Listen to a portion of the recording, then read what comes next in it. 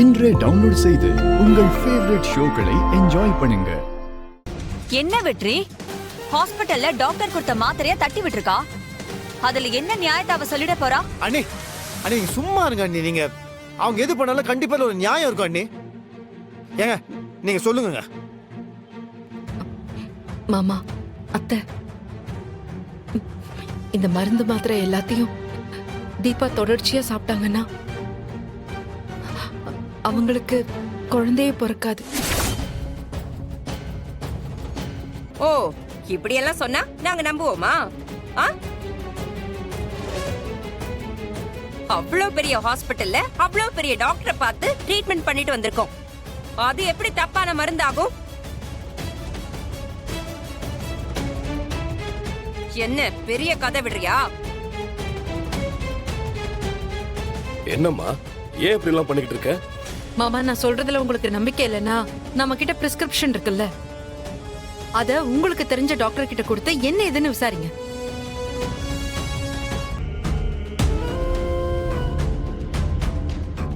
Hello, சொல்லுங்க sir. Doctor, உங்க நம்பருக்கு ஒரு பிரிஸ்கிரிப்ஷன் அனுப்பியிருக்கேன். ஆமா, அனுப்பியிருக்கீங்க. டாக்டர், அந்த மெடிசன் எல்லாம் எதுக்கு சாப்பிடுறதுன்னு தெரிஞ்சுக்கலாமா டாக்டர்?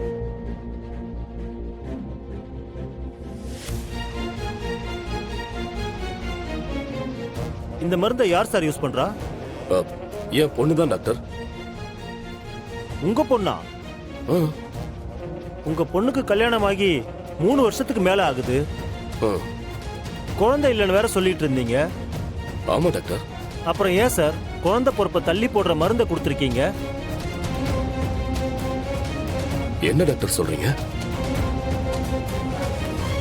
ஆமா, இந்த மருந்தை கண்டினியூஸா சாப்பிட்டா அவங்களுக்கு குழந்தையே பிறக்காது.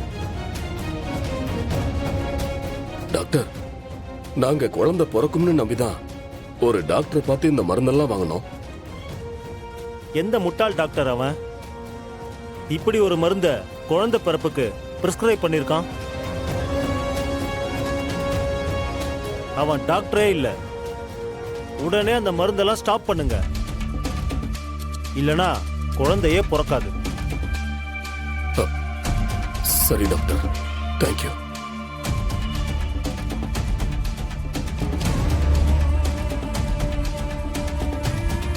என்னங்க, என்ன சொன்னாரு டாக்டர்? துளசி சொல்றது சரிதான். இந்த மருந்தை சாப்பிட்டா நம்ம பொண்ணுக்கு குழந்தையே பிறக்காதான்.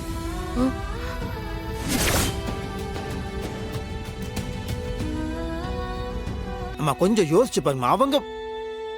அவங்க போய் நம்ம தீபாக்கு குழந்தை பிறக்க கூடாதுன்னு நினைப்பாங்களாமா? அம்மா, என் பொண்ணுக்கு இப்படி ஒரு மருந்து கொடுத்தாங்க.